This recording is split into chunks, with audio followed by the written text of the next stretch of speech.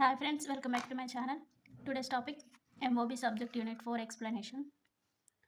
Unit 4 group dynamics and leadership. Meaning of group dynamics. Group dynamics is the study of the forces that operate within a group and influence members' behavior. These factors include group composition, norms, leadership, and cohesiveness. Managers study group dynamics to control and guide group behaviour. ఇప్పుడు group అంటే చాలా members ఉంటారు కదా, వాళ్ళ behaviour ఎలా ఉంది, వాళ్ళు ఎలా వర్క్ చేస్తున్నారు, వాళ్ళ మధ్య రిలేషన్షిప్ ఎలా ఉంది అని తెలుసుకోవడానికి గ్రూప్ డైనమిక్స్ అనేది యూజ్ అవుతుందంట. దాన్ని గ్రూప్ డైనమిక్స్ అంటారంట. Definition: Levin defined group dynamics as dealing with the internal nature of groups, how groups are formed, their structure, processes, functioning, and their effect on individuals and organizations. ఇప్పుడు Levin ఏం చెప్తున్నాడంటే group dynamics అనేది groups ఎలా ఎలా form అవుతున్నాయి, వాళ్ళ structure ఏంటి, వాళ్ళు ఏం చేస్తారు, వాళ్ళ ఫంక్షన్స్ ఏంటి, ఆ గ్రూప్స్ ఫామ్ అయ్యి ఇప్పుడు టీమ్ వర్క్ వల్ల ఆర్గనైజేషన్కి యూజ్ ఏంటి, ఇండివిజువల్స్కి యూజ్ ఏంటి.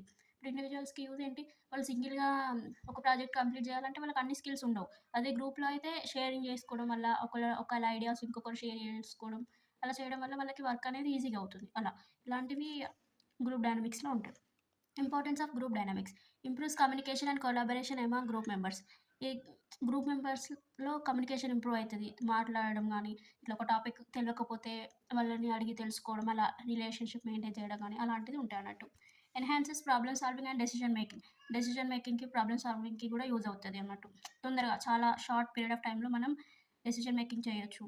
Boost in motivation and engagement, motivation వస్తుంది. Builds strong relationships and team work, మంచి రిలేషన్షిప్స్ మెయింటైన్ చేయొచ్చు, టీం వర్క్ ఉంటుంది.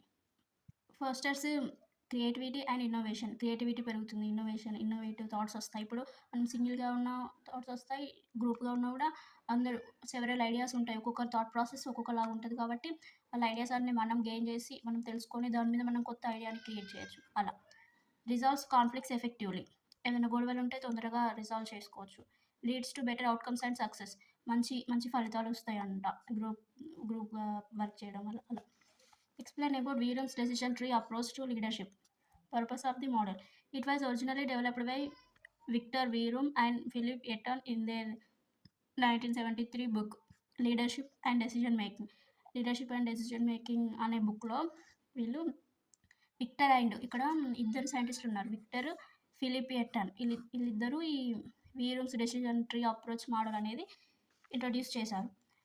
The Virum Etten model is designed to help you to identify the best decision-making approach and leadership style to take based on your current situation. మీ సిచ్యువేషన్కి తగ్గట్టు decision తీసుకోవడానికి ఏది best decision, రెండిట్లలో ఏది మంచి decision అనేది మీరు select చేసుకోవడానికి వీరూమ్ ఎట్టాన్ మోడల్ అనేది యూజ్ అవుతుందంట. Model application: no single decision making process fits every scenario. ఒక్క డెసిషన్, ఇప్పుడు మనం ఒక్కసారి డెసిషన్ తీసుకుంటే అది అన్ని ప్రాబ్లమ్స్ సాల్వ్ చేస్తుందని గ్యారంటీ లేదు కదా. మనకు సెవెరల్ ప్రాబ్లమ్స్కి ఆ ప్రాబ్లమ్స్కి తగ్గట్టు మనకి సొల్యూషన్ అనేది ఉండాలి, డెసిషన్ మేకింగ్ అనేది ఉండాలి. ఓన్లీ సింగిల్ డెసిషన్తో మనం అన్ని ప్రాబ్లమ్స్ హ్యాండిల్ చేయలేం. అక్కడ ఏమంటున్నారు, instead Vroom Yetton offers a number of different processes and directs you toward the best one for your situation. మీ సిచ్యువేషన్కి తగిన డెసిషన్ తీసుకోవడానికి ఎటాన్ మోడల్ అనేది యూజ్ అవుతుంది. ఎందుకంటే దీంట్లో డిఫరెంట్ డెసిషన్స్ తీసుకోవచ్చు, ఓన్లీ సింగిల్ డెసిషన్ కాదు. అది factors of Vroom's decision tree approach: decision quality, అంటే మంచి క్వాలిటీ డెసిషన్ తీసుకోవాలి. పీపుల్ కానీ దానికి రిసోర్సెస్ ఏంటంటే పీపుల్, టైం, ఇన్ఫర్మేషన్, అలా క్వాలిటీ డెసిషన్ తీసుకోవడానికి యూజ్ అవుతాయి అన్నట్టు. టీమ్ కమిట్మెంట్, టీమ్ డెసిషన్స్ ఉంటే ఇంకా చాలా బెటర్ రిజల్ట్స్ వస్తాయి అన్నట్టు. డెసిషన్ తీసుకోవడానికి కూడా టీమ్ని కన్సల్ట్ అవ్వడం, సింగిల్గా డెసిషన్స్ తీసుకోకుండా. టైం కాన్స్టెంట్స్, మన దగ్గర టైం ఉన్నప్పుడు వేరే వాళ్ళకి ఛాన్స్ ఇస్తాం డెసిషన్ తీసుకోమని, టైం లేకపోతే మనమే ఇంప్లిమెంట్ చేస్తాం. ఏదో షార్ట్ పీరియడ్ ఆఫ్ టైం ఉంటే మనం వేరే వాళ్ళని పార్టిసిపేట్ చేయనియం, టైం లేకపోతే. టైం ఉంటే పార్టిసిపేట్ చేయనిస్తాం. అలా. Second question: reasons for arising conflicts in large scale ఆర్గనైజేషన్స్లో గొడవలు, కాన్ఫ్లిక్ట్స్ అంటే గొడవలు అని చెప్పొచ్చు, ఎందుకు వస్తున్నాయి దానికి రీజన్స్ అడుగుతున్నాడు. Conflict is a disagreement or clash between two or more individuals or groups with different interest, values or goals. Conflicts అంటే ఏంటి, డిసగ్రిమెంట్ ఆర్ క్లాష్, గొడవలు కానీ ఇట్లా ఇద్దరికైనా అలా ఇండివిజువల్స్కి కానీ గ్రూప్ మెంబర్స్కి కానీ గొడవలు అవుతాయి కదా, కొన్ని డిస్ప్యూట్స్ అంటారు అలా.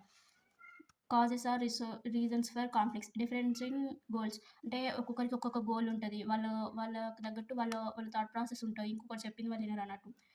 అలా కొన్ని గొడవలు వచ్చే ఛాన్స్ ఉంటాయి. Situational conflict. ఒక్కొక్క మైండ్ సెట్ ఒక్కొక్క టైంలో ఒక్కొక్కలాగా ఉంటది. అప్పుడు ఒపీనియన్ అనేది చేంజ్ అవుతూ ఉంటది. ఇప్పుడు నా ఒపీనియన్‌కి తగ్గట్టు వేరే వాళ్ళది గూడా ఉండాలి అని అనుకుంటే అక్కడ మిస్టేక్ అవుతది గదా! అక్కడ నేను చెప్పింది వాళ్ళు వినరు, వాళ్ళు చెప్పింది నేను వినను. అక్కడ కాన్‌ఫ్లిక్ట్స్ అనేటివి అరైజ్ అవుతాయి అలా. ఇంట్రెస్ట్ ఆఫ్ మెంబర్స్ ఎవరి ఇంట్రెస్ట్ వాళ్ళే. ఒక్కొక్కరికి ఒక్కొక్క దాని మీద ఇంట్రెస్ట్ ఉంటది. ఇప్పుడు నువ్వు ఇదే చెయ్యాలి, ఈ ఇంట్రెస్ట్ మీద నేను వర్క్ చేయాలి అంటే వాళ్ళు ఒక్కొక్కసారి తీసుకోలేరు. ఆ టైంలో గొడవలొస్తాయి అన్నట్టు. వాళ్ళు మెయిన్ ఇంట్రెస్ట్ అనేది ఇగ్నోర్ చేస్తారు. వేరే వాళ్ళయి గాని అట్లా.